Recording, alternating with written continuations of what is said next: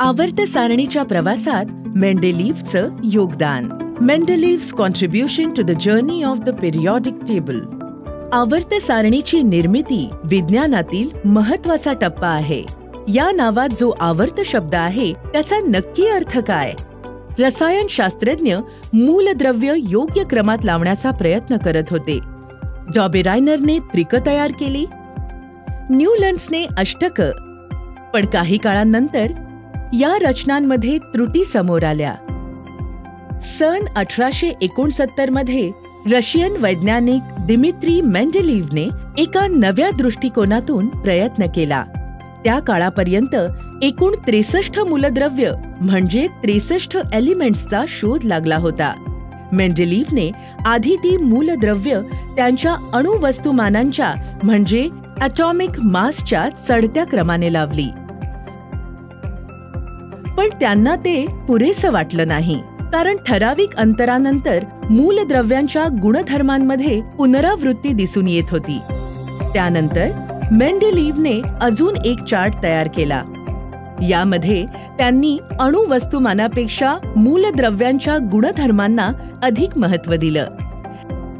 हाच चार्ट बनला आवर्त सारणी, पिरियॉडिक टेबल. यामध्ये उभ्या स्तंभांना गण म्हणजे ग्रुप म्हणतात, तर आडव्या ओळींना आवर्त म्हणजे पिरियड म्हणतात. आवर्त म्हणजे ठराविक काळानंतर होणारी पुनरावृत्ती. जसं की या सारणीमध्ये ठराविक अंतरानंतर विविध मूलद्रव्यांमध्ये काही समान गुणधर्म पुन्हा दिसून येतात.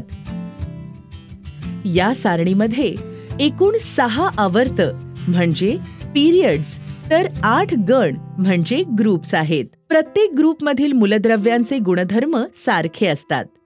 पण या सारणीत काही रिकाम्या जागा का आहेत? हेच होतं या आवर्त सारणींचं वैशिष्ट्य.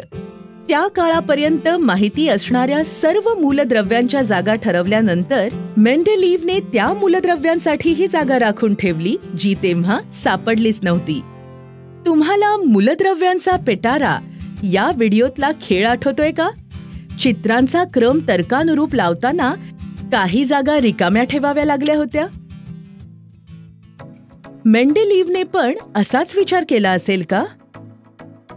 हे पहा, आर्सेनिक हे मूलद्रव्य त्यांनी इथे नाही, इथेही नाही, इथे ठेवलं. कारण की आर्सेनिकचे गुणधर्म या ग्रुपमधील मूलद्रव्यांसारखे होते. आता या रिकाम्या जागा म्हणजे नक्कीच अजून काही मूलद्रव्य सापडायची बाकी होती. मेंडेलीव्हने त्यांना एका बोरॉन, एका ॲल्युमिनियम, एका सिलिकॉन अशी नावे देऊन ठेवली. आश्चर्य म्हणजे मेंडेलीव्हची भविष्यवाणी खरी ठरली. काही वर्षांनी स्कँडियम, गॅलियम आणि जर्मेनियम या नावांच्या मूलद्रव्यांचा शोध लागला. त्यांचे गुणधर्म तंतोतंत मेंडेलीव्हने केलेल्या भाकिताप्रमाणेच निघाले. पण या सारणीमध्ये हायड्रोजनला अल्कली धातू असणाऱ्या पहिल्या ग्रुपमध्ये स्थान दिलं गेलं.